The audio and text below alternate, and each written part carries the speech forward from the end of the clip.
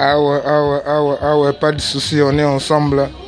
On est toujours ensemble. Ibrahim Nzambe na nyonso pe santan on est Makambo. Ma Charlotte et Pigeon Verte Balobi. Troisième vague à coronavirus est donc bana nyonso to pe santan photo mi batela photo mi lengela quoi. Kaka ndenge zala to sanité. Fabrice Dibasana yo yebi. Ma Charlotte Pigeon Verte na Londres. Ibrahim Nzambe na nyonso mokonzi na bango moko. Ah ouais, kaka ndenge zalaka. Tobo sanité basalam tout na ba o nyosto ya biso ya pesa ntango donc ansindosi mobosa kilote na bo sanité place aux alliés bébé be secteur donc pesa ntango toujours en avant pesa ntango toujours en avant balobi il faut se protéger toujours tant moni artiste na bino bien caché kaka ndenge zalaka indusa to pesa toujours indusa mais lundi lobi makambo.